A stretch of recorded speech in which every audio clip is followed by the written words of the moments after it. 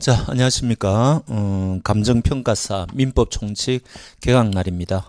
마침 그제입니까? 우리 감정평가사 금년도 1차 시험이 있었죠.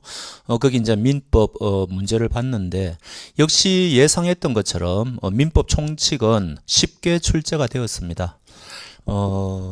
민법 총칙은 이 법무사, 변리사, 주택관리사, 공인중개사, 세무사, 행정사, 노무사, 감정평가사 뭐 이런 식으로 하면은 한 최소한 8가지 자격시험이 지금 이게 공통 과목이거든요. 그러니까 이게 도대체가 기출 문제가 엄청나게 축적되어 있다는 것을 우리가 알 수가 있습니다. 그래서 제가 보기에는 더 이상 새로운 문제가 나올 수가 없어요. 그냥 그게 그런 문제고, 기껏해야 판례, 조금 어려운 판례를 조금 더 섞어내면은 그거는 어려운 문제가 되고 그런 건데, 이번에 우리 감정평가사는 그야말로 평범하게 출제를 했더라고요. 그래서 민법 총칙은 제가 보기에는 다 맞는 사람도 나올 겁니다. 근데 한 문제 내지 많이 실수하면은 2문제 정도 틀릴 만한 그거는 있는데, 그 정도가 맥시멈입니다. 그러니까 민법 총칙은 이번 금년도 같은 경우에는 물론 이제 쉽게 출제도 되었지만 한 18문제 정도는 여러분들이 충분히 맞출 수가 있고, 민법은 역시 고득점 과목이다, 이런 거를 충분히 느끼게 이제 해 주었습니다. 참고로 저는 지금 민법 강의한 지는 한 25년 되었고요. 변리사 민법부터 해가지고 거의 어지간한 민법은 다 강의했다고 보시면 됩니다. 그래서 지금은 우리 여기 학원에서 감정평가사 민법 강의하고 있고, 그 다음에 이제 종로에서 그 이페스 코리아라는 데서 노무사 민법하고 행정사 민법을 지금 강의하고 있습니다. 그래서 저는 여러분들이 어떤 부분에서 함정에 속기 쉽고 어떤 부분이 이해하기 어렵고 그런 것들을 좀 잘 알고 있다, 이렇게 생각하시면 되고요. 저를 믿고 따라오시면은 충분히 고득점을 할 수 있다, 저는 이렇게 말씀드리고 싶습니다. 앞으로 이제 강의하는 방식은 우리가 이제 16회니까 8번은 민법 총칙 할애할 것이고, 나머지 8번은 물권법을 시간에 할애할 건데, 물권법은 나중에 물권법 강의할 때 별도로 그 과목의 특성이라든지 거기에 대해 공부하는 방법이라든지 그런 거를 별도로 말씀드리고요. 앞으로 이제 저는 최근 3년 동안의 이 민법 총칙, 조금 전에 말씀드린 각종 기출 문제 있지 않습니까? 한 3년치면 충분합니다. 그거를 프린트를 통해서 나누어 드릴 테니까, 그리고 그 중에 여러분들이 조금 같이 풀어봐야 될 거다, 그런 문제는 제가 해설을 하는데, 그 이외의 문제는 제가 강의 시간에 전부 다 말씀드리는 거니까 여러분들이 복습을 하시기 바랍니다. 민법은 정말 양이 많고, 그 다음에 법학에 처음이신 분들은 법학 용어도 생소하고 그렇기 때문에 조금 시일이 걸리는데, 가장 그 공부 방법이 좋은 게 뭔가 하니까 그날 배운 거를 그만큼 객관식 문제를 풀어보는 게 제일 좋아요. 그러면은 이 부분을 공부할 때 출제가 이렇게 되는구나, 문제 경향을 알 수가 있고 내가 어떤 식으로 공부해야 되겠다, 그거를 빨리 캐치할 수가 있습니다. 그래서 관련되는 부분, 거기와 관련되는 객관식 문제 이렇게 연결해서 공부하는 게 제일 좋은 방법이라고 저는 확신하고 있는데, 그것도 최근 3년 동안 각종 기출문제에 어떤 문제가 출제됐는지 보시면은 굉장히 중복되는 문제도 많고 그런 것들을 느낄 수 있거든요. 그럼 여러분들이 처음 민법을 공부하시는 분들이라 하더라도 빨리 접근할 수 있다, 그렇게 생각을 합니다. 오늘 첫 시간이니까 조금 더 말씀을 드려볼게요. 우리 민법이 어떤 식으로 구성이 됐는가 하니까 이 민법 총칙이라는 게 있고, 그 다음에 물권법이라는 게 있고, 그 다음에 채권법이라는 게 있고, 그 다음에 가족법이 있죠. 지금 요 총칙이라는 말은 요거 3가지를 공통되는 부분을 한 거다, 이렇게 생각하시면 돼요. 물권이라는 권리가 있고, 채권이라는 권리가 있고, 가족법에 가보면 이제 가족과 관련된 여러 가지 권리가 있을 건데, 예를 들면은 누가 이런 권리를 향유할 수가 있느냐, 그거를 물권법의 조문을 다 따로따로 똑같은 조문을 두면은 똑같은 내용인데 조문수가 너무 많이 늘어날 거 아닙니까? 그래서 요거를 누가 할 수 있느냐, 민법 총칙에 여기다가 해버리는 겁니다. 그러면은 그게 바로 이제 총칙이라는 뜻이죠. 근데 사실은 요거 두 가지를 우리가 재산법이라고 이야기를 하고요. 요거는 가족법. 완전히 그 뭡니까? 다른 영역이지 않습니까? 그래서 사실은 우리가 민법 총칙이라고 할 때 재산법의 총칙에 가깝다. 이런 말을 합니다. 일단 곧 나중에 이제 관련되는 부분에서 제가 말씀드리고요. 그럼 이제 시험 범위가 다 달라요. 우리는 요게 시험 범위죠. 민법 총칙하고 물권법이 시험 범위인데 조금 전에 말씀드린 것처럼 요 물권법과 채권법의 공통 부분이 요 민법 총칙에 있으니까 요 민법 총칙에는 물권과 관련되는 내용도 나오지만 채권과 관련되는 내용도 나온단 말이죠. 그러니까 이런 것들을 나올 때마다 이게 직접적인 시험의 대상은 아니라고 하더라도 기본적인 내용은 아셔야 돼요. 그래야지 이 민법 총칙이 어떻게 돌아가는지를 알 수 있을 거 아닙니까? 그러니까 처음 공부할 때는 이게 굉장히 어렵다는 이야기입니다. 그리고 이 민법 총칙은 요게 1조부터 요게 이제 조의 약자거든요. 184조까지 조문이 184조 조문으로 되어 있고 물권법은 조문이 몇 조인가니까 185조부터 372조까지입니다. 그러니까 조문 수가 비슷비슷하죠. 요거 180조문 정도 되고 요것도 한 170입니까? 170조문 정도. 그러니까 여러분들이 토탈 합해 가지고 한 350, 60조문 요거를 지금 공부하셔야 돼요. 그러니까 엄청나게 많은 조문이다. 이렇게 보시면 되고 그다음에 관련되는 조문마다 중요한 판례가 있습니다. 근데 판례는 너무너무 많으니까 우리가 이 판례 중에 어디까지 외워야 되느냐 이게 가장 고민이거든요. 근데 민법 총칙은 어느 정도 예상할 수가 있습니다. 특히 금년도 시험 같은 경우에는 예상을 빗나간 판례는 거의 뭐 출제가 안 됐다고 보시면 되고 설령 하나 정도 예상을 빗나간 판례가 나온다 하더라도 그게 논점이 아니에요. 다른 지문을 통해서 답을 찾을 수 있는 그런 구조가 돼 있거든요. 그러니까 우리는 요 민법 총칙 같은 경우에는 충분히 고득점을 할 수 있는 그런 발판이다. 그렇게 생각하시면 됩니다. 물권법은 오히려 민법 총칙보다 더 어려워요. 나중에 가서 말씀드리겠지만 판례가 워낙 많습니다. 그래서 그 중에서 어떤 중요한 판례를 우리가 추려 가지고 공부해야 되느냐 이게 관건인데 금년도 물권법은 보니까 그렇게 꼬아내는 문제도 적고 비교적 평범하게 출제했더라고요. 물론 요소요소에 약간 조금 생각할 거리는 있었는데 민법 총칙보다는 약간 어렵게 출제가 되었는데 그래도 이 정도면은 금년도 민법은 굉장히 쉬운 편에 속한다. 그렇게 말씀드릴 수가 있습니다. 그러니까 여러분들이 민법은 고득점 과목으로 충분히 우리가 이제 할 수 있다. 그런 말씀을 드리는 거죠. 그럼 여기 이제 20문제가 나올 거고 요게 20문제가 나올 거고 그래서 합해 가지고 우리가 이제 40문제를 봐야 된다. 이제 그런 이야기를 지금 하는 거죠.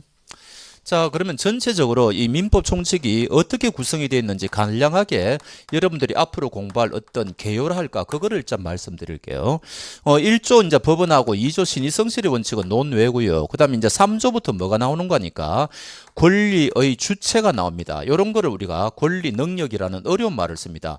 누가 권리자가 될 수가 있느냐? 그럼 뻔합니다. 사람 아니면은 법인이거든요. 그럼 사람과 관련되는 조문이 3조부터 시작해 가지고 어디까지 나오는 거니까 이게 물경 30조까지 나와요. 그다음 법인과 관련되는 조문이 31조부터 물경 이게 97조까지 나옵니다. 그러니까 권리의 주체가 되는 것도 우리가 물경 공부를 100조문 가까이 공부를 해야 된다는 이야기죠. 굉장히 많습니다. 사람도 이제 여러 종류의 사람이 있다는 이야기죠. 법인도 우리가 이제 법인은 무슨 일을 할 수가 있느냐, 법인은 어떤 기관이 있느냐, 뭐 등등 이런 거를 자세히 봐야 되거든요. 그래서 조문이 굉장히 많고요. 그 다음에 이게 98조부터 이게 102조까지가 이게 물건과 관련되는 조문인데 이게 사실은 물권법하고 연결되는 거예요. 우리가 물건이라고 하는 게 뭔가니까 물건에 대해서 어떤 권리를 가지고 있느냐 이거를 논하는 게 물권법이거든요. 그래서 이 조문은 사실은 물권법에 있어야 되는 조문인데 지금 민법 총칙에 있습니다. 지금 민법 개정 작업이 지금 진행되고 있는데 아마 학자들이 이거 비판을 많이 하거든요. 이 조문들은 앞으로 없어지고 물권법으로 가지 않을까 이제 제 생각에는 그렇게 봅니다. 그다음에 이제 103조부터 이제 104조가 이제 그 유명한 반사회질서 법률행위, 불공정 법률행위라 그래가지고 이제 일반 조항이라 그래 그 관련되는 부분에서 말씀드리고요. 그 다음에 이제 민법에서 가장 핵심이 법률행위라는 거거든요. 우리가 이제 무슨 행위를 하는데 법적인 행위를 하는 것을 법률행위라 하고 이게 이제 민법 총칙에서는 하이라이트입니다. 이게 105조부터 해가지고 굉장히 이게 조문이 길어요. 그래서 저 뒤에 한 153조 정도까지 있겠네요. 요게 이제 민법 총칙에서는 하이라이트인데 여기 보면은 뭐 법률행위 해석이라든지 여러 가지 의사와 표시의 불일치라든지 대리도 이제 여기 나오고요. 법적인 행위를 다른 사람한테 맡긴다는 거 아닙니까? 등등 조건, 기한 등등 해가지고 이 부분이 하이라이트입니다. 그래서 요 부분을 여러분들이 이제 아주 중요하게 이제 앞으로 공부하셔야 되고 그다음에 이제 기간 계산하는 법. 요번에 그 탄핵 국민에서도 기간 계산을 일로 하느냐 시간으로 하느냐 그것 때문에 말이 많았지 않습니까? 그게 여기서 그대로 나와요. 기간이 나오고 그다음 마지막으로 소멸시효라는 게 나오는데 이게 정말 어려운 부분이에요. 특히 요 부분을 공부할 때는 채권법적인 어떤 기본 개념이 있어야 됩니다. 이런 거죠. 채권법이 우리 시험 범위가 아니기 때문에 나는 채권 공부 뭐 그렇게 안 하겠다. 이게 안 됩니다. 왜냐하면은 이 부분을 공부할 때는 민법 총칙이 조금 전에 물권법하고 채권법하고 공통되는 거라 그랬지 않습니까? 그러니까 이 부분은 특히 채권하고 관련이 굉장히 많아요. 그러니까 이제 강의를 하면서 중간중간에 채권에 대해서 제가 여러분들한테 이해할 정도로 이 문제를 풀 수 있을 정도로 제가 사전 설명을 좀 할 건데 그러면은 여러분들이 그 정도로만 채권 자체가 시험에는 나오지 않지만 채권에 대한 기본 개념을 모르면 풀 수 없는 게 많단 말이죠. 그런 식으로 되어 있습니다. 그래서 이게 184조에서 끝나요. 이게 소멸시효가 진행되어 가지고 184조에서 끝나거든요. 그래서 이렇게 20문제가 나오는데 아무리 여러분들이 제대로 좀 공부를 하시면은 평범하게 공부하시면 제가 볼 때는 한 2문제 정도 틀려야지 맞지 않나 그런 생각합니다. 작년도도 그런 수준이었고 금년도는 사실은 다 맞아야 돼요. 제가 볼 때 틀릴 만한 문제가 없었는데 한 문제는 평소에 유념하지 않았으면 틀릴 만한 게 있었으니까 그렇다 치고 그래서 여러분들이 좀 너그럽게 생각해 가지고 나는 민법 총칙에서는 한 2문제 정도 틀리고 나머지 다 맞추겠다. 그런 식으로 자신감을 갖고 하시기 바랍니다. 그 중간중간에 판례를 제가 또 소개해 드릴 거고 그런 이야기죠. 자, 그러면 이제 관련되는 부분은 너무 서론적인 부분을 많이 말씀드리기는 좀 그렇고요. 이제 본격적으로 강의를 하면서 강의 중간중간에 여러분들한테 참고가 될 만한 그런 말씀을 드리도록 하겠습니다. 자, 5페이지 한번 보시죠. 처음 민법을 공부하시는 분들이 어렵게 생각하는 게 용어가 일상생활에서 쓰지 않는 용어가 너무 많단 말이죠. 이거는 이제 법학 용어라는 게 원래 그렇거니와 또 우리가 일본 민법을 수입했기 때문에 일제치하를 살았지 않습니까? 그런 영향도 많습니다. 그래서 처음에 여러분들이 반복적으로 용어에 친숙하셔야 돼요. 그래야지 책을 읽어 나가는데 좀 빨리빨리 넘어갈 수 있겠죠.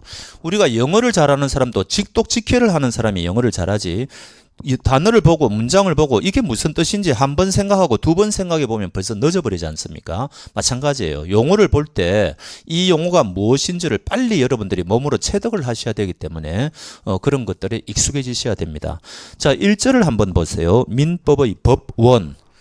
이런 말 씁니까? 법원이란 말, 이게 우리가 저기 무슨 서초동에 있는 저기 무슨 형사법정, 민사법정 이거를 말하는 게 아닙니다. 요거는 원자가 뭐예요?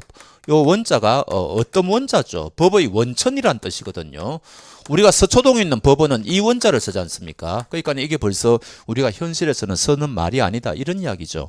그럼 이거는 이제 무슨 용어인가니까 한번 일단 읽어보시죠. 일단은 여러분들이 특히 법이라는 것은 조문에서 출발해야 됩니다.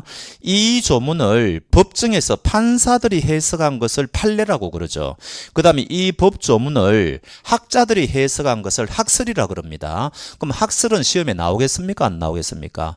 거의 안 나옵니다. 학설을 시험에 냈다면은 다수설이 있고 소수설이 있는데 그거는 분란의 여지가 많지 않습니까? 그러니까 시험에 출제할 수가 없는 거예요. 그러니까 판례를 안전하게 내는 겁니다. 그래서 어떤 조문에 대해서 학설 대립이 있다는 것은 우리가 참고적으로 공부할 거리지 그거는 직접적으로 시험하고는 관계없다고 보시면 되고 판례가 있다면은 그거는 시험에 나올 만한 거다 이렇게 생각하시고 그다음 판례 중에서도 우리가 특 A급 그래가지고 정말 중요한 판례 그다음 별표 5개, 별표 3개 이런 식으로 좀 나누면 되거든요. 자, 그래서 1조를 먼저 한번 보자는 말이죠.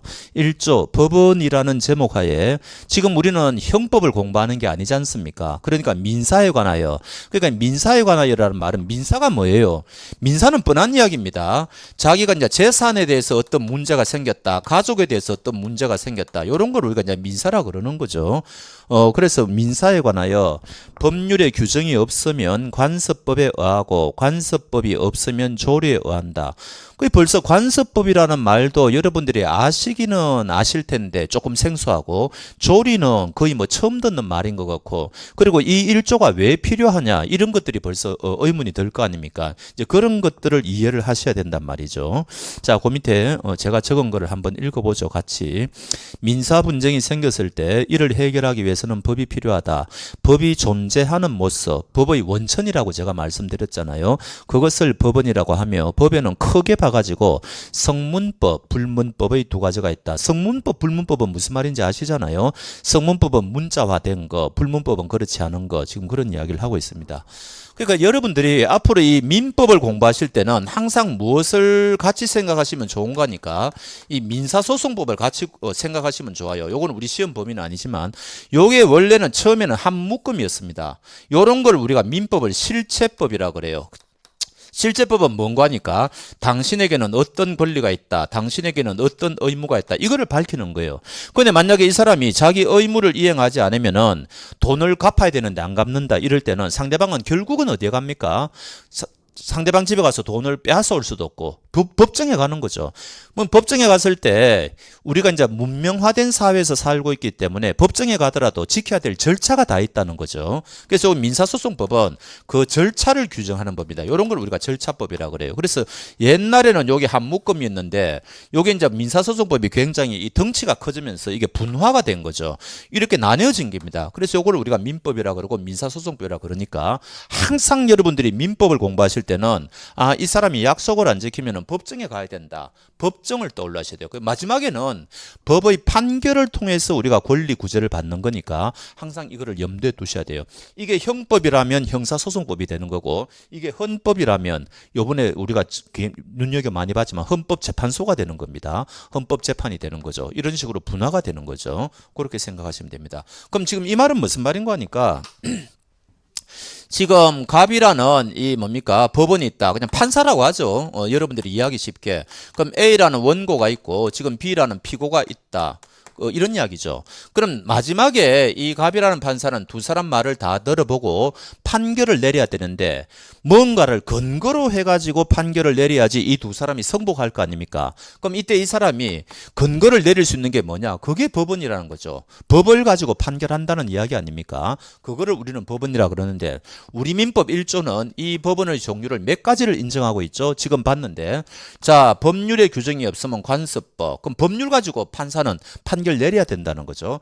그런데 법이라는 것이 모든 것을 다 빠짐없이 법에다가 규정하는 것은 불가능하죠. 뭔가 법에는 빠져 있는 게 있을 수가 있습니다. 그래서 이 판사가 보기에는 두 사람이 법정에 사건을 들고 왔는데 적용하려고 하는 실정법이 없더라는 겁니다. 그러면 법이 없으니까 너희들 집에 가라 이렇게 할 수는 없잖아요. 뭔가 판결을 내려야 되지 않습니까? 그때는 법률이 없으면은 뭘 가지고라도 판결 내리라는 겁니까?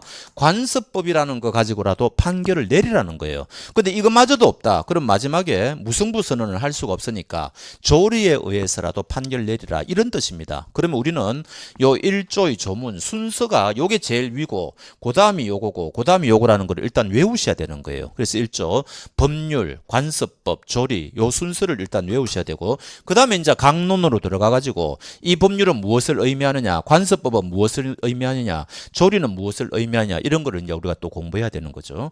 요거를 우리가 뭐라 그래요? 성문법이라 그러죠. 요걸 성문법이라 그러고 요거를 우리가 뭐라 그래요? 불문법이라 그러죠. 문자화 되지 않았다. 그럼 우리나라는 1조를 보니까 성문법이 우선이라는 거예요. 불문법이 우선이라는 거예요. 성문법이 우선이라는 거죠. 왜냐하면은 우리나라는 독일법계를 이어받았기 때문에 그렇습니다. 독일법을 우리가 법을 수입하는 것을 계수라 그래요. 계수. 그래서 독일에서 이 법이 일본으로 갔다가 일본을 통해서 우리나라로 왔거든요. 그래서 우리나라는 독일법 계통이다 해가지고 성문법 우선주의다 이런 이야기를 하고요. 그 다음에 이거하고 대립되는 게 영미법입니다. 영국하고 미국은요 거꾸로예요. 불문법 우선 성문법이 없는 거는 아니에요. 그 나라도 당연히 성문법은 있는데 불문법을 더 우선시한다는 거죠. 그래서 옛날에 여러분들이 그 하버드 대학교의 공부벌레들 그거 드라마 보신 적 있는가 모르겠는데 거기 하버드 대생들은 뭐 공부하시는 줄 아십니까? 전부 판례 공부하는 겁니다. 판례. 그게 이제 일종의 불문법이거든요. 그래서 그런 나라들은 우리나라보다 법 체계가 다르다는 이야기죠. 우리나라는 성문법 위주다. 지금 이런 이야기를 하고 있는 겁니다. 자, 가보시죠. 2번 법원의 종류와 적용 순서. 법원의 종류 민법 1조 우리 민법은 성문법 우선주의를 취하고 있으며 민사에 관한 법원은 법률, 관습법, 조례의 세 가지에 한정된다는 것을 알 수 있다. 그러니까 여러분들이 누가 물으면은 판사는 뭐 가지고 판결 내릴 수가 있느냐? 우리나라는 딱 세 가지밖에 없다는 거죠. 법률, 관습법, 조리 이렇게 답을 할 줄 알아야 된다는 겁니다. 그러면은 1조를 외우셔야 되는 거죠. 1조를 조문 자체가 그대로 시험에 나오니까요. 근데 진짜 당장 처음 공부하실 때부터 무조건 외우지는 마시고 중요한 거 위주로 외우셔야 됩니다. 요거는 나중에 외워도 돼요. 일단 감을 잡으면 된다는 이야기죠. 자, 2번 불문법의 필요성. 당해 사건과 관련된 성문법이 없으면 불문법에 의해서라도 판결을 하여야 한다. 불문법은 관습법과 조례의 두 가지에 한정되며 관습법이 조례에 앞선다. 다음 판례의 법원성. 그럼 질문 드려보죠. 판사는 기존의 우리가 이제 판례라는 것은 대법원 판례가 축적된 걸 이야기합니다. 동일한 사건에 대해서 계속 똑같은 판례가 나온다. 그럼 우리가 짐작할 수가 있지 않습니까? 그 사건에 대해서는 앞으로도 계속 이 판례가 유지되겠구나. 그래서 내가 사건을 법원에 가지고 가면은 내가 이기겠구나 지겠구나 이걸 예측할 수가 있죠. 여러분들 그 변호사한테 사건 수임해 보신 적 있는가 모르겠는데 변호사한테 가면은 변호사는 딱 뭘 먼저 보느냐, 그 의뢰한 사건에 대해서 판례가 있는지 없는지를 제일 먼저 봅니다. 그러면은 예측을 할 수가 있다는 거죠. 근데 만약에 판례가 없다 그러면 이건 누가 이길지 이제 그건 장담을 못 하는 거죠. 그 정도로 우리 실생활에서는 판례가 너무너무 중요하다는 이야기 아닙니까? 그러면은 이 갑이라는 판사가 요 두 사람이 지금 법정에 왔는데 기존에 판례가 있더라는 겁니다. 요 사건에 대해서. 그럼 요 기존의 판례 가지고 요 사람이 판결 내릴 수가 있느냐? 당연히 내릴 수가 있죠. 근데 기존의 판례가 이거를 만약에 X라고 했다고 칩시다. 그럼 갑이라는 판사가 Y라고 판결을 못 내리느냐? 당연히 내릴 수가 있습니다. 기존의 판례 어긋나는 판례를 이 사람은 할 수가 있는 거죠. 왜? 법관은 법률과 양심에 따라서 판단하면 되니까 기존의 판례가 내 마음에 안 든다. 그럼 자기는 다르게 얼마든지 할 수가 있는 거예요. 근데 문제는 이게 고등법원에 가고 대법원에 가면은 깨질 가능성이 크겠죠. 1심에서 만약에 이렇게 됐다면. 그러니까 대부분의 1심 판사들은 어차피 깨어질 거니까 기존 판례를 그대로 답습하는 겁니다. 그러니까 우리가 대부분의 경우에는 판례대로 움직인다 이렇게 알면 되고 판례가 현실에서는 가장 최고라는 거죠. 우리 시험에도 마찬가지로 많이 나오고. 근데 이론적으로는 우리가 판례가 법원이에요 아니에요? 그러면 아니라는 겁니다. 왜?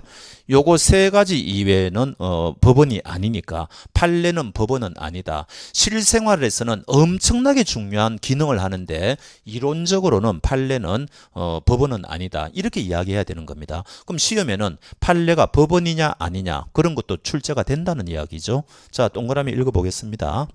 어느 사건에 대한 대법원의 판결은 고등법원 판결하고 1심 판결은 판례라고 안 합니다.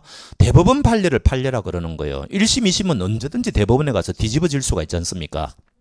그래서 어느 사건에 대한 대법원 판결은 이후에 발생하는 비슷한 사건에 대하여 동일하게 적용되므로 판례는 사실상의 규범으로서 작용하게 된다.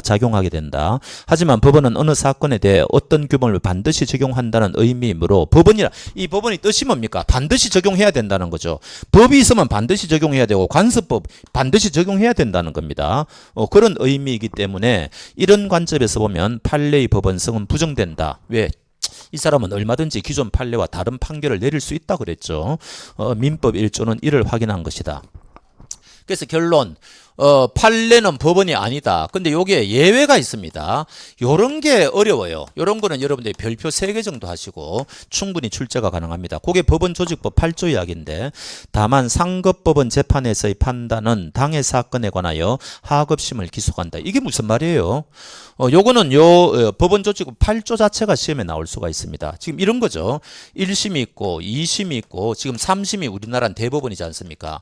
그럼 이제 2심에서 지금 X라고 판단을 재판을 내려가 대법원에 올려보냈는데 대법원은 아니라는 거죠. Y라고 지금 이야기를 하고 있는 겁니다. 그래서 이런 걸 우리가 파기환송이라고 그래요. 근데 2심 판사들은 아니다 이거 X다 이렇게 우길 수 있을까요 없을까요? 새로운 증거가 나오면은 그렇게 우길 수가 있죠. 그런데 새로운 증거가 없다 그러면은 2심 판사들은요 이게 X라고 생각이 든다 하더라도 못합니다. 이제는 요 Y대로 해야 된다는 거죠. 안 그러면은 계속 이게 뺑뺑이가 될 거 아닙니까? 그러니까 이런 걸 우리가 파기환송이라 그러고 그거를 지금 이렇게 표현해 놓았다는 거죠. 상급법원 재판에서의 판단은 당해 사건에 관하여 하급심을 기소한다. 이때는 이 하급심은 그 판례대로 해야 된다는 거죠. 대법원 견해대로 해야 된다는 거죠. 그래서 원래는 기존의 그 판례는 법원이 아닌데 이런 예외가 있다는 거죠. 당해 사건에 대해서 파기환송된 사건은 대법원의 견해대로 해야 된다. 이렇게 외우시면 되겠습니다.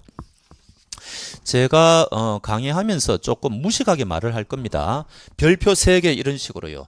가장 중요한 것은 별표 5개, 그 다음 별표 3개, 그 다음 별표 5개 중에서도 정말 중요한 거 언제라도 반복해서 출제가 될 수 있는 거는 별표 5개 중에서도 특 A 뭐 이런 3가지로 구분해가 말씀드릴 테니까 이게 조금 초등학생 시기라고 하더라도 공부하는 데는 도움이 되거든요. 그렇게 할 테니까 여러분들은 그렇게 여러분들 나름대로 표시를 해 주시기 바랍니다. 자, 구체적인 내용 가보겠습니다. 자, 그러면 제가 말씀드렸죠.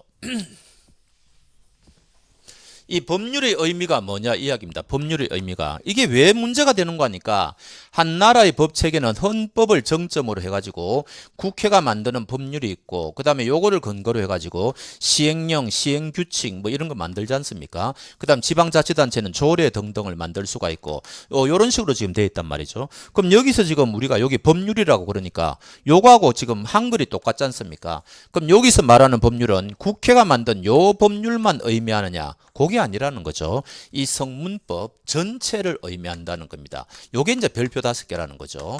그러면은 요것도 법률에 해당되고 요것도 법률에 해당되고 심지어 국가 간의 조약도 이게 성문법의 일종이지 않습니까? 이런 것도 다 법률에 해당된다는 거죠. 하여튼 문자화되어 있다면은 민사에 관하여 한미 FTA 같은 거 있지 않습니까? 그것도 판사는 한미 FTA를 근거로 해가지고 판결 내릴 수 있다는 겁니다. 해당 사건이 그 한미 FTA하고 관련이 있었다면은 모든 게 다 법률이다. 문자화되어 있는 거는 그렇게 생각하시면 틀림없어요. 그래서 한번 읽어봅시다. 자, 성문법의 총칭이다. 법률은 국회가 제정한 법률만을 의미하는 게 아니고 민사에 관한 모든 성문법을 총칭한 개념이다. 따라서 누가 만들었건 행정부도 시행령 같은 거 만들 수가 있지 않습니까? 대법원도 대법원 규칙 같은 거 만들 수 있죠. 그것도 다 여기 법률에 해당한다는 거죠. 그리고 민사에 관한 것이면 모두 법원이 된다. 민법전은 여러분들이 시험 대상이 되는 거고요. 특별법이 많습니다. 우리가 이게 예를 들어 가지고 이런 거죠.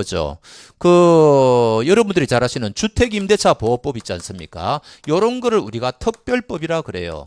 주택에 대한 임대차에만 적용이 되는 거죠. 다른 거는 적용이 안 되지 않습니까? 근데 이 법에 가보니까 해당 규정이 없다. 그러면 결국 어디로 옵니까?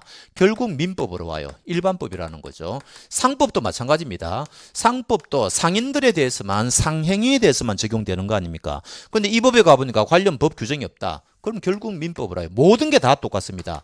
모든 특별법이 우리나라엔 굉장히 많은데 그 법에 가보니까 규정이 없더라는 거죠. 그럼 결국은 민법 가지고 해결해야 된다는 거죠. 그래서 왜 민법이 각종 시험에 다 민법이 있는지를 이제 알겠죠. 왜 감정평가사에도 민법이 들어가 있고 특히 민법 총칙은 굉장히 많은 자격시험에 들어가 있다 그러지 않습니까? 그게 이제 이유가 여기 있는 겁니다. 그래서 거기 보면은 민사특별법이 나오고 그 다음에 각종 명령, 대통령령, 총리령, 부령 그 다음에 대통령의 긴급명령은 이거 헌법에 있는 겁니다. 굉장히 이제 일정한 급박한 요건이 있을 때는 이거는 법률하고 똑같은 거예요. 이것도 성문법의 일종이라는 거죠. 그 다음에 대법원 규칙, 그 다음에 지방자치단체가 만든 조례와 규칙, 심지어 조약도 민사에 관한 것이면 법원이 된다. 요게 이제 시험감이죠. 그래서 요 2번에 요렇게 놓고 요게 이제 별표 5개라는 겁니다. 성문법의 총칭을 이야기한다. 그럼 시험에는 어떻게 나오겠습니까? 대통령의 긴급명령은 민법의 법원이다, 법원이 아니다. 이렇게 출제합니다. 그러면 그거는 맞다는 이야기죠. 그렇게 정리하시면 돼요. 이제 헌법재판소 결정이 나오는데 헌법재판소가 어떤 법률에 대해서 그 위헌이다 그러면 그날로 그 법률은 휴지 조각이 되죠. 해당 조항은.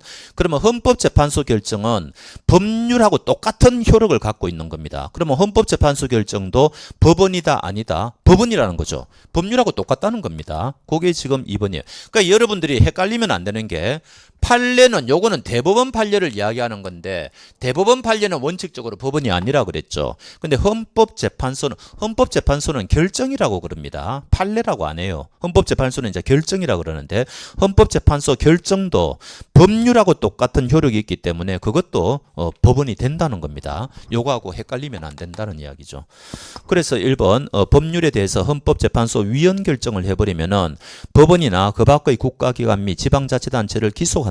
따라서 그 결정 내용이 민사에 관한 것이면 법원이 된다. 2번은 이거는 이제 채권법에 있는 사례이기 때문에 여러분들이 외우실 필요는 없는데 명예훼손을 많이 당하잖아요. 그러면 명예훼손을 당한 연예인이라든지 이런 사람들은 가해자를 상대로 손해배상 돈을 청구하고 그거 갖고 분이 안 풀리죠.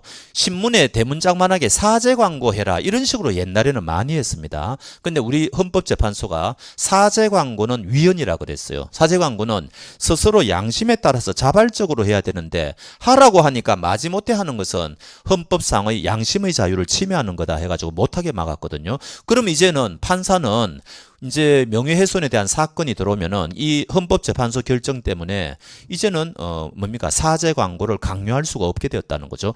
요 헌법재판소 결정이 있기 전에는 옛날에는 사죄 광고를 했습니다. 판사가 명령을 내렸어요. 근데 이제는 못하게 됐다는 거죠. 그래서 그 이야기입니다. 명예회복의 적당한 조치에 사죄 광고를 포함시키는 것은 헌법상 양심의 자유를 국가가 강제하는 것이기 때문에 위헌이라는 결정은 법원을 구속한다. 법원도 마찬가지고 모든 국가기관을 다 구속합니다. 그래서 요거는 헌법재판소 결정은 약간 어려운데 한 별표 3개 정도 하시죠.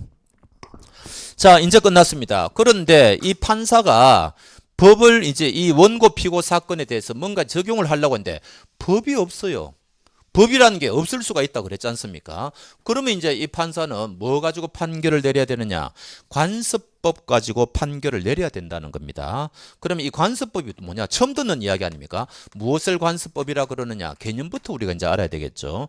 자, 거기 판례 사례를 한번 봅시다. 이 사회적으로 굉장히 많이 문제된 사건인데 갑은 을의 토지 위에 무단히 조상의 분묘를 설치하였다. 우리는 이제 현실에서는 뭐 무덤 이야기하는데 법화에서는 고상하게 분묘라 그럽니다. 분묘를 설치하였다. 20년이 지난 시점에서 이를 발견한 을이 위 분묘의 철거를 요구하면 갑은 이에 응하야 되는가? 아니 산 임자 모르게 함부로 무덤을 썼다는 거 아닙니까? 그러면 먼 시간이 지나가지고 이를 산 임자가 발견하면은 그거 철거해 달라고 해야 되는 거 아닙니까? 근데 우리나라의 오래된 관습법에 의하면은 조선시대 때 이제 그런 게 많았다는 거죠. 농촌 사회에서 그냥 다 농촌 아는 사이지 않습니까? 그럼 산 임자 허락 없이 그냥 자기 조상 무덤을 썼다는 겁니다. 그래서 이게 오랜 세월이 지나면은 그게 그대로 인정이 되어 왔다는 거죠. 그걸 우리는 법에 그런 법에는 그런 게 없단 말이죠. 근데 그게 오랜 세월 우리나라를 조선시대를 지배해 왔던 그런 관습이 있었다는 겁니다. 그래서 오랜 세월 동안 그런 관행이 있어 왔고 어느 시점에는 사람들이 보기에는 이게 법적 확신이라 그래가지고 이거 법하고 똑같다는 이야기죠. 이거 지키지 않으면은 뭔가 손해배상을 해야 된다든지 문제가 생긴다는 걸 어느 순간 느꼈다는 겁니다. 그럼 이걸 어떻게 느껴요? 국민들한테 다 찾아가서 물어본 것도 아니고 나중에 문제가 되었을 때 판사가 이런 이야기를 하는 겁니다. 어느 시점에 우리나라에는 이런 오랜 관행이 있어 왔는데 이제 이거는 법적 확신에 이르게 되었다. 판사가 그렇게 이야기해버리면은 법적 확신이 있어 버리게 되는 겁니다. 그게 바로 이게 관습법이라는 거예요. 이게 관습법. 관습법의 구성 요소는 두 가지예요. 관행이 오랜 동안 지속되었고 남의 땅에다가 분묘를 썼다. 근데 그게 굉장히 오랜 시간 지나버리면은 산 임자는 철거해 달라고 할 수가 없다. 그거를 우리가 나중에 물권법에서 공부하는 분묘 기지권이라는 겁니다. 그래서 이 법적 확신이 있으면 이게 법의 일종이 되다. 성문법은 아니지만 이것도 성문법하고 비슷한 법의 일종이 되어버리는 거다. 이런 거를 관습법이라고 한다는 거죠. 그게 관습법의 개념이에요. 그래서 한번 봅시다. 쟁점. 20년간 평온공연하게 이런 말은 아직 뭐 자세하게 아실 필요는 없습니다. 물권법에서 다 합니다. 평온공연하게 분묘히 기지라는 말은 땅 위에 땅, 무덤 근처에 그 땅이 있지 않습니까? 그거를 기지라 그래요, 그냥. 분묘를 기지를 점유하면 분묘기지권이라는 관습법상의 물권이 성립되었다고 하자 법원은 이를 근거로 을의 청구를 기각할 수가 있을까? 정답은 뭐예요? 기각할 수 있다는 거죠. 왜? 판사는 법률이 존재하지 않으면은 관습법 가지고라도 뭡니까? 판결을 내릴 수가 있으니까 판사는 판결 내릴 수 있다는 겁니다. 그게 정답이에요. 자, 의 성립요건. 관습법은 입법을 통해 제정되는 과정이 없기 때문에 이러한 관습법이 우리나라에 있는지 없는지 누가 알겠습니까? 그러니까 존재가 명료하지 않다. 그래서 통설적 견해는 기억번, 사회의 거듭된 관행이 있고 2번 그 관행을 법하고 똑같아. 이렇게 인식하는 구성원들의 법적 확신이 있을 때 관습법은 성립하는 것으로 본다. 그럼 이거를 누가 아느냐? 판사가 안다는 이야기죠. 판사가 이제 법정에 제출된 여러 가지 증거를 자기가 취합해가지고 판단할 거 아닙니까? 그래서 판사는 이거는 법하고 똑같다. 이렇게 이제 판사가 판결 내릴 수 있다는 이야기입니다. 그러면 그 순간 이거는 관습법이 되어버리는 거예요. 그런 식이죠. 자, 그 다음에 2번 일단 성립한 관습법이라도 사회 구성원들이 그 관행의 법적 구속력에 대해 확신을 갖지 않게 되면 그 효력이 부정된다. 이 무슨 말이에요?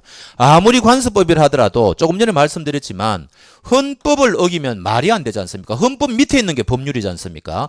우리가 법률도 헌법에 위배되면 이거 위헌법률이라 그래가 못 써먹는 건데 관습법은 말할 것도 없죠. 그러니까 헌법에 위배되면 안 된다는 뜻입니다. 그래서 만약에 어떤 관습법이 있어 왔는데 옛날의 관습법하고 지금 현대사회의 관습법은 다를 거 아닙니까? 그러니까 옛날에는 그게 정당했다 하더라도 지금 사회에서는 그게 정당하지 않을 수가 있죠. 그렇게 되면은 이게 이 관습법은 인정을 못 받을 수가 있다는 겁니다. 옛날에는 인정받았는데 판사가 이제 그렇게 이야기한다는 거죠. 그게 지금 2번 이야기입니다. 3번 관습법은 결국 위 사례처럼 법원의 판결을 통하여 그 존재가 확인될 거다. 그럼 이때까지 우리나라에서 판사가 우리나라에는 이런 관습법이 있다는 판결을 내린 게 몇 개 있느냐? 오른쪽 페이지 나오는데 그거 몇 개 좀 외우실 필요가 있는데 지금 당장은 모르셔도 돼요. 이런 내용들은 앞으로 우리가 민법 총칙하고 물권법에서 다 앞으로 공부할 내용들이거든요. 그래서 지금은 맛배기로 그냥 이런 것들이 있다. 분묘기지권도 마찬가지입니다. 물권법에서 이거 상세하게 나와요. 그때 다 공부하면 됩니다. 자, 오른쪽에 2번에 헌법에 조금 전에 한 거하고 이제 중복되는 건데 요거는 별표 5개입니다. 헌법이 위배되면 안 된다 그랬죠. 그 관행이 헌법을 최상위 규범으로 하는 전체 법질서에 반하지 않는 것으로서 정당성과 합리성이 인정되어야 된다. 이에 부합되지 않는 관습법의 효력은 부정된다. 2번 여성의 종주권 인정. 이게 별표 5개입니다. 요 사례를 들면 여러분들이 바로 이해가 돼요. 여러분들 우리나라에 종중이 몇 개 정도 있는 줄 아십니까? 엄청 많아요. 뭐 몇백 개 있습니다. 근데 이제 이 종중이 내가 저도 이제 이시 가문에 종중이 있을 거 아닙니까? 제가 거기 들어가고 싶어서 들어가고 이러는 거냐? 그게 절대 아니에요. 나이가 성년이 되면 19세 되면은 자신도 모르게 자연 발생적으로 가입되는 게 종중이라는 겁니다. 조상의 뭐 제사를 지내고 친목 도모하고 뭐 이런 거 아닙니까? 근데 옛날에는 남자만 여기에 가입이 되었다는 거죠. 여자는 가입이 안 됐어요. 근데 그러면 이게 어떤 문제가 생기는 거니까 종중 땅이 있는데 국가가 이거를 토지 수용을 해갑니다. 그러면 보상금이 나오겠죠. 그럼 그 보상금은 누가 나누어 가질까요? 종중원들이 나누어 가지겠죠. 그럼 옛날에는 남자들만 나누어 가졌다는 이야기입니다. 왜? 여자는 종중원이 될 수 없는 그런 관습법이 우리나라에 있어 왔다는 게 조선시대부터 여성들은 제사 주체가 아니고 막 이러잖아요. 그러니까 이 종중원이 될 수가 없었다는 거예요. 그러니까 이 가만 보니까 이 종중에 여성 5분이 화가 나가지고 소송을 제기한 거예요. 나한테도 보상금을 똑같이 나누어 달라. 이유가 뭐냐? 여성은 종중원이 될 수 없는 관습법이 우리나라에 있었다고. 근데 이거는 헌법에 반하지 않느냐? 우리 헌법에 보면은 남녀 평등이라고 돼 있는데 거기에 반하지 않느냐? 이렇게 소송을 제기한 거예요. 그래서 이 여성들이 이겼습니다. 그래서 이게 바뀐 판례예요. 그래서 여성의 종중원 인정. 성년의 남자만이 종중에 가입하는 기존의 관습법은 헌법상 남녀 평등의 원칙에 반하므로 그 효력을 인정할 수 없다. 종중의 목적과 본질에 비추어 보면 공동선조와 성과 본을 같이 하는 후손은 성별의 구별 없이 성년이 되면 당연히 구성원이 된다고 보는 것이 조리상 합당하다. 조리라는 말도 나오네요. 조리상 합당하다. 그 다음에 가로속에 보면 여러분들이 판례 남발을 기억하실 필요는 전혀 없는데 전원합의체라는 말이 나오면은 이거는 좀 긴장하셔야 돼요. 이 무슨 말인 거니까 여러분들은 대법원이 어떻게 구성되어 있는지 잘 모르실 건데 대법원이 1부가 있고 2부가 있고 3부가 있고 그렇습니다. 요게 4명이 있고 여기 4명이 있고 여기 4명이 있고 그 다음에 대법원장이 따로 있고요. 그 다음에 법원 행정처장이 따로 있어요. 그렇게 전부 14명으로 구성이 되어 있거든요. 그럼 지금 2심에서 이제 대법원에 상고를 하지 않습니까? 그 사건이 일로 갈지 일로 갈지 일로 갈지는 아무도 몰라요. 이분들은 판결에 관여 안 합니다. 그러면은 요 사건이 요로 갔다고 칩시다. 그럼 요 4명만 관여하는 거예요. 나머지 4사람은 몰라요. 근데 요 4사람들이 의견이 일치가 안 된다든지 이거는 옛날 판례가 이런데 이제 시대가 바뀌었으니까 이거 판례가 좀 변경돼야 될 필요가 있다라든지 여러 가지 법원 조직법에 사유가 있는데 전부 다 모여서 우리 이 사건 한번 해보자 그러면 다 열어요. 이때는 대법원장도 같이 옵니다. 요거를 전원합의체 판례라 그래요. 그러면은 기존의 판례가 변경된다. 옛날에는 이걸 A라고 이때까지 했는데 이제 이게 B로 바뀐다. 이거를 우리가 판례 변경이라 그러거든요. 이때 전원합의체 판례로 변경을 하는 겁니다.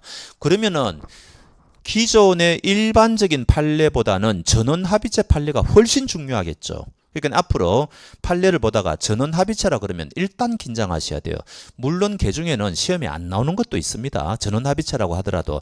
근데 어지간한 것은 전원합의체 판례는 정말 중요하다고 하시면 돼요. 이것도 마찬가지죠. 옛날에는 이 관습법에 의하면은 남자만이 종중원이 되었는데 이제 판례가 바뀌었다는 거 아닙니까? 그래서 그런 뜻입니다. 그렇게 하시면 되고. 참고 헌법의 기본권 조항과 민법 요게 예전에 우리 간평상가 행정사에서 몇 년 전에 출제가 되었기 때문에 이야기하는 건데 판사는 헌법 조항을 근거로 해가지고 판결 내릴 수 있느냐 이 이야기입니다. 그런데 이게 이 헌법을 우리가 소위 말하는 공법이라 그러거든요. 우리는 이제 민법은 사법이라 그래가 법 체계가 완전히 다르단 말이죠. 그래서 우리나라 학자들은 어떻게 일반적으로 이야기하는 거니까 헌법 조항을 직접 근거로 해가지고는 판결 내릴 수 없다고 봅니다. 그럼 어떻게 하느냐? 나중에 우리가 공부하는데 2조 신의성실의 원칙이나 그 다음에 103조 반사회질서 법률행위, 750조 불법행위 뭐 이런 것들을 우리가 일반 조항이라 그러거든요. 나중에 말씀드릴 거예요. 요런 조문을 해석할 때 헌법을 근거로 해가지고 해석을 한다는 거죠. 그래서 헌법이 간접적으로 영향을 미친다는 겁니다. 이게 우리나라의 헌법학계의 다수설이라 그러고 통설이라 그럽니다. 통설은 압도적인 다수설이라고 생각하시면 돼요. 그래서 그거를 요거는 다른 제가 지금 생각이 이 간평사 문제인지 이게 행정사 문제인지 제가 지금 헷갈려서 그런데 하여튼 몇 년 전에 이게 출제가 되었기 때문에 다른 시험에서는 출제가 안 되는데 유독 그 시험에서 출제가 됐어요. 그래서 참고로 말씀드리는 겁니다. 헌법상의 기본권 규정은 그 성질상 사법관계에 직접 적용될 수 있는 예외적인 것을 제외하고는 사법상의 일반 원칙을 규정한 2조 103조 750조 등의 내용을 형성하고 그 해석 기준이 되어 그 다음 민줄요 간접적 이거를 간접 적용설이라 그럽니다. 결론은 뭐예요? 판사들은 헌법 조항을 근거로 해가지고 판결을 내릴 수는 없다는 겁니다. 아니 그게 만약에 가능하면은 다른 법 조항은 다 필요 없죠. 전부 다 헌법 가지고 판결 내리게요. 좀 뭐 과장돼서 이야기를 하자면 안 된다는 겁니다. 간접 적용설이라는 거는. 근데 첫째 줄에 뭐라고 돼 있어요? 그 성질상 사법 관계에 직접 적용될 수 있는 예외적인 것도 있다는 거 아닙니까? 그게 이제 어떤 조항인 거 하니까 근로삼권 같은 겁니다. 그런 건데 그건 우리 여기서 시험의 관심사가 아니니까 간단하게 하고 넘어가도록 하겠습니다. 자, 그다음 판례가 인정한 관습법. 자, 분묘기지권 조금 전에 말씀드렸죠. 타인의 토지에 분묘를 설치한 자는 일정한 경우 분묘기지에 대하여 지상권이라는 것은 타인의 토지를 이용할 수 있는 권리입니다. 내가 땅이 없다. 근데 나는 땅이 필요하다. 그럼 땅 주인하고 계약을 맺어가지고 일정 기간 땅을 사용할 수 있는 권리가 있어야 될 거 아닙니까? 그 방법이 우리가 보통 여러분들이 생각하시는 임차권이라는 거예요. 토지를 임대하면 될 거 아닙니까? 그런데 지상권의 형식으로도 빌릴 수가 있습니다. 요거는 이제 물권인데 우리가 이거는 물권법에서 공부하면 돼요. 그 지상권이라는 말은 앞으로 민법 총칙 공부할 때 간혹 등장합니다. 그래서 미리 좀 알아놓으실 필요가 있다는 거죠. 그 개념을 타인의 토지를 일정한 목적을 위하여 사용할 수 있는 권리다. 이렇게 생각하시면 됩니다. 그러니까 분묘기지도 마찬가지라는 거죠. 남의 땅에 함부로 무덤을 썼는데 그 무덤 주위를 사용할 수 있는 권리가 얻어진다는 거 아닙니까? 그럼 졸지의 산주인은 그 땅의 일부를 사용을 못하고 남한테 넘겨주는 꼴이 되죠. 그럼 이 산을 팔아먹으려고 해도 잘 팔리지도 않겠죠. 무덤 있는 상이니까 골치 아파지는 겁니다. 그래서 이게 사유재산의 침해니 뭐니 해가지고 뉴스에 굉장히 많이 나고요. 살인사건도 나고 이 분묘기지권 때문에 굉장히 말이 많았습니다. 그러면 이게 어떻게 되는 거니까 도저히 이거는 이제 더 이상 관습법으로 이거 해결될 성질이 아니라는 거죠. 사회 구성원들과 사이에 알력이 너무 심해지니까 그럴 경우에는 법을 만들어 버립니다. 성문법을 만들어 버려 가지고 법률로 이제 해결한다는 거죠. 그래서 법을 만들었다는 이야기죠. 2001년에 1월부터 이제 장사에 관한 법률, 장사법이라 그러는데 만들었는데 포인트는 뭐냐? 요거 한 별표 한 3개 정도는 하십시오. 요 법의 취지는 뭔가 하니까 이제는 2001년도에 이 법을 만들었다고 치면 이제부터는 분묘기지권 인정하지 않겠다는 겁니다. 이제부터는. 그럼 이런 게 있죠. 옛날에 이미 분묘기지권이 만들어졌는데 이거는 이제 인정하겠다는 거냐 안 맞냐? 요거는 인정합니다. 그러니까 네, 무조건 이 법률을 만들었다고 해서 분묘기지권이 인정 안 되는 건 아니에요. 옛날에 분묘기지권이 만들어진 건 그대로 인정. 요게 시험 대상이라는 거죠. 요거를 이제 별표 3개 하라는 겁니다. 그래서 2번을 니은번 읽어보면은 이 법률은 앞으로는 분묘기지권을 인정하지 않겠다는 것이고 그 다음에 기존에 성립된 분묘기지권의 간섭법적 효력을 부정한다 그러면 틀렸다는 거죠. 부정하는 게 아니다. 역시 가로 속에 보니까 뭐라고 돼 있습니까? 전원합의체라고 되어 있지 않습니까? 이런 게 중요한 거죠. 그 다음 명인방법 3번에 관습법상의 법정지상권 4번에 종중 5번에 명의신탁 양도담보 이거는 전부 대부분이 물권법에 나오는 건데요. 지금 여러분들한테 일일이 설명드릴 필요가 없는 게 그러면 너무 진도가 이게 안 나가고 여러분들이 힘을 엉뚱한 데서 빼는 겁니다. 이런 것들은 나중에 관련되는 부분에서 우리가 공부하고 도로 돌아와가지고 한번 확인을 하면 돼요. 여기에서는 이런 거 가지고 힘 뺄 필요가 없고 하여튼 우리 판례가 인정한 게 한 대여섯 개 된다더라 이렇게 생각하시면 돼요. 자 이제 관습법과 구별되는 거 사실인 관습 여기 이제 어디에 나오는 거니까 우리가 1조는 지금 관습법이라는 게 나오는데 아직 우리가 공부 안 한 106조에 가보면은 사실인 관습이라는 게 나오거든요. 그럼 요 양자의 관계를 지금 묻는 건데 첫 보니까 요거는 법이죠. 요거는 사실이죠. 법이 아니죠. 그러니까 요 양자는 같을 수가 없다는 겁니다. 다르다는 거죠. 근데 옛날 학자들은 여러 가지 이유를 들어가지고 표현은 이렇게 달리하고 있는데 이 양자는 실질적으로는 같은 거다. 이렇게 주장하는 학자들이 있었다는 겁니다. 나름대로 그런 소수의 학자들의 견해가 그 사람들이 바보가 아니죠. 뭔가 나름대로는 이유가 있단 말이죠. 근데 이제 결론적으로는 우리 판례는 뭐라고 이야기하는 거니까 양자가 다르다는 겁니다. 그럼 이거는 뭐냐? 법이죠. 요거는 사실이죠. 그러니까 요거는 관행은 오랫동안 있는데 사람들이 법적인 확신까지는 들지 않은 것을 우리가 사실인 관습이라 그러고 이런 표현이 얼마나 어려워요. 사실인 관습. 이게 도대체 뭐냐? 요게 여러분들이 말하는 거래 관행이라는 거예요. 우리가 사회생활을 하다 보면은 굉장히 거래 관행이 많죠. 그거를 법에서는 관습은 관습인데 법에까지는 이르지 않았다. 사실에 불과하다. 그래가지고 사실인 관습이라고 표현한다는 겁니다. 나중에 106조 가서 나옵니다. 요게 미리 나온 거예요. 근데 요게 굉장히 시험에 자주 나옵니다. 문제는 요 양자의 관계. 요거 별표 5개거든요. 그래서 한번 봅시다. 사실인 관습. 법 중에서 선량한 풍속 기타 사회 질서에 관계없는 규정과 다른 간섭이 있는 경우에 당사자의 의사가 명확하지 않을 때는 지금 106조 모르셔도 됩니다. 나중에 106조 가서 우리가 또 할 건데요. 그러니까 일단은 이런 게 있다고 하시면 되고 넘겨보시면 판례는 관습법과 사실인 관습을 구별한다. 말씀드렸죠. 사실인 관습은 법적 확신이 없는 관행을 말한다. 3번 그러니까 사실인 관습은 법이 아니죠. 법적인 효력은 없다. 뭐 할 때 하는 겁니까?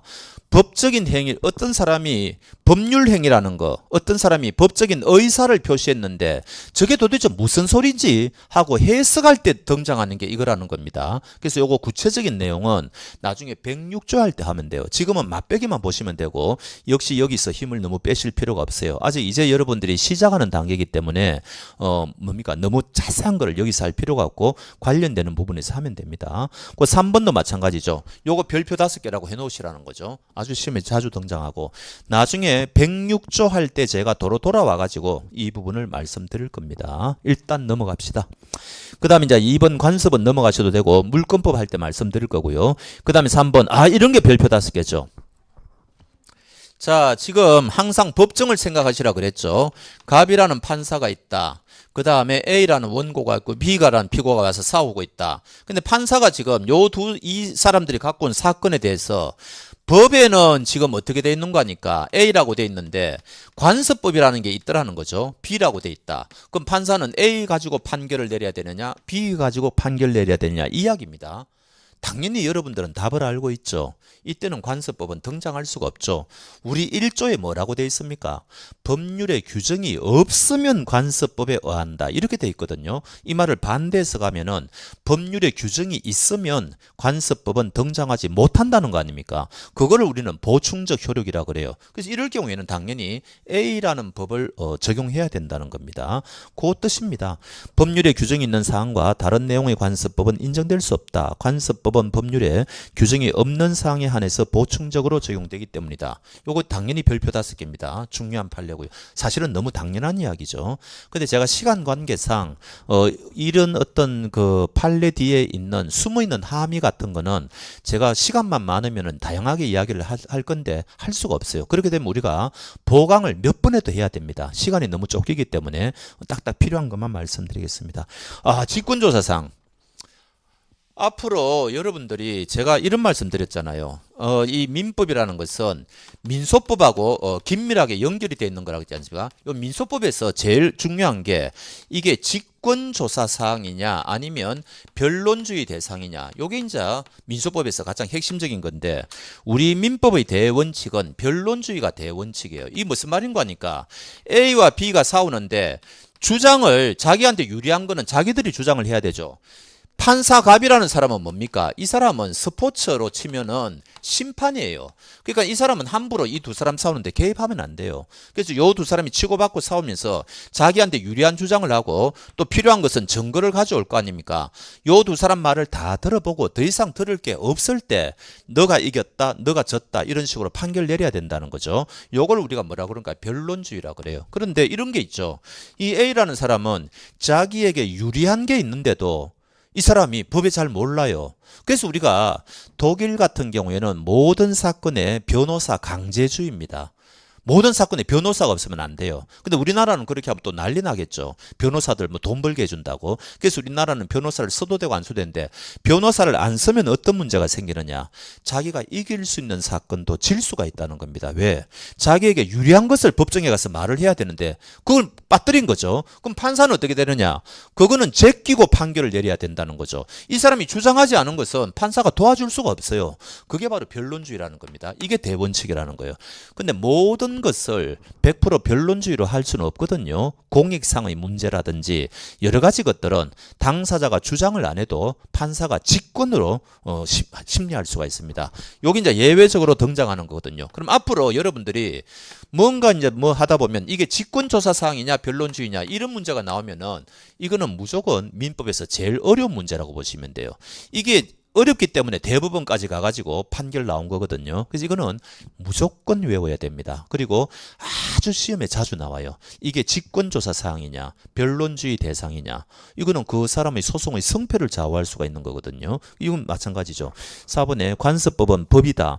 법이라는 것은 당사자가 주장 입증할 필요가 없죠. 판사가 알아서 해야 되는 거 아닙니까? 그런 뜻이에요. 그래서 당사자의 주장 입증을 기다림이 없이 법원이 직권으로 이를 확정해야 된다. 뭐라는 겁니까? 변론주의 대상이 아니라는 겁니다. 이런 거는 정말 어려워요. 앞으로 이것뿐만 아니고 신의성실의 원칙에 가도 이게 직권조사상이다 이런 게 막 나오는데 그럴 때마다 저는 별표 5개라 해가 무조건 직권이냐 아니냐 외우시라고 저는 이야기를 합니다. 이런 거는 무조건 시험에 나와요. 그 다음에 5번에 위헌법률 심판 대상 여부. 우리가 법률이 헌법에 위배된다 의심이 있으면 우리가 헌법재판소에 가지 않습니까? 자, 그래서 위헌심사의 대상이 되는 법률은 국회의 의결을 거친 이른바 형식적 의미의 법률을 의미하고 관습법이 헌법에 위반되는 경우 법은 동그라미요. 아까 남녀 평등의 문제에 있어 가지고 여성도 종중원이 될 수 있다. 그건 대법원에서 판결한 거거든요. 그거는 관습법이 헌법에 위반되는지 여부는 대법원이 하는 겁니다. 헌법 헌법재판소가 하는 게 아니에요. 그래서 그거 별표 3개 하시고요. 관습법이 헌법에 뭡니까? 위반되는 경우 법원 동그라미 하시고 그 관습법의 효력을 부인할 수 있다. 결국 그러면은 관습법이 헌법에 위반되는지 여부는 헌법재판소 갈 성질이 아니라는 거죠. 그거는 대법원에서 해결해야 된다. 그런 뜻입니다. 그래서 요거 법원 조심하십시오. 충분히 출제가 가능하고요. 자, 그런데 이제 난리 났습니다. 판사가 판결 내리려고 하는데 법률이 없어요. 관습법도 없습니다. 그러면 판사는 뭐라고요? 마지막에 무승부 이렇게 할 수는 없지 않습니까? 그럼 최후의 카드가 뭐냐? 조리라는 거예요. 조리. 그럼 조리는 거의 조리까지 오는 사례는 거의 없다고 보시면 돼요. 사례는 사실 조리가 뭐냐 물으면은 막막합니다. 그냥 여러분들은 일반 상식이라고 하시면 되고 또 우리가 조금 법적으로 이야기하면 다음에 공부할 2조 신의성실의 원칙이 조리하고 비슷한 거다 이렇게 생각하시면 돼요. 읽어보겠습니다. 조리는 일반적으로 사물의 이치, 본질적 법칙 등으로 이해되거나 사회적 의미를 중시하여 사람의 이성이나 양식에 의하여 사회공동생활의 규모 어렵죠. 정의, 형평 객관식하고는 아무 관계 없습니다. 감만 잡으시면 돼요. 과거에는 조리에 부합하였던 법규미라도 사회관념과 법의식의 변화 등으로 인해 헌법을 최상위 규범을 하는 전체 법질서에 부합하지 않게 되었다면 대법원은 전체 법질서에 부합하지 않는 부분을 배제하는 등의 방법으로 법규범이 현재의 법질서에 합친다. 객관식하고는 관련이 없고요. 그 다음 오른쪽에 요거는 전원합의체인데 아마 2023년이니까 2년 전이잖아요. 그럼 정말 최신 판례입니다. 옛날에는 이 A가 만약에 사망을 했는데 요 사람 밑에 지금 B, C, D가 있었다고 칩시다. 그다음 이 사람은 일찍 결혼해 가지고 F가 있고 이럴 경우에 제사를 모시는 제사 주제자가 이 사람 뜻대로 이제 한단 말이죠. 이 사람 제사를 할 때 옛날엔 제사 주제자가 누구였냐 이렇게 내려갔습니다. 이 사람이 이제 장남이지 않습니까? 그럼 이 사람도 없다. 그럼 일로 내려가 가지고 장손 이런 식으로 갖고 여기 아무도 없다. 그럼 비로소 이제 시로 왔단 말이죠. 근데 이제는 바뀐 그 대법원 뭡니까? 이게 뭐죠? 대법원 판례는 옆으로 갑니다. 이제는 이 사람이 남자고 이 사람이 여자고 관계없이 남녀 관계없이 뭐라고 되어 있습니까? 둘째 줄에 읽어보죠. 협의가 이루어지지 않는 협의가 있으면 제일 좋고요. 협의가 이루어지지 않는다면은 직계 비속 중에서 남녀 적서를 불문하고 최연장자가 제사 주제자로 우선한다. 나이가 제일 많은 사람이 제사 주제자가 된다고 판례가 바뀌었다는 겁니다. 옛날에는 남자 쪽을 먼저 봤어요. 여자가 나이가 많더라도 여자는 제사 주제자가 될 수 없었다는 거죠. 근데 바뀐 판례는 여자라도 나이가 많으면은 제사 주제자가 될 수 있다는 겁니다. 이런 거는 참고적으로 알아놓으십시오. 거기 이제 조리라고 돼 있죠. 아마 가장 조리에 부합한다. 자, 그 다음에 민법의 기본 원리 요거는 다음에 시험하고는 전혀 관계가 없고요. 나중에 관련되는 부분에서 한 번씩 말씀드릴 겁니다.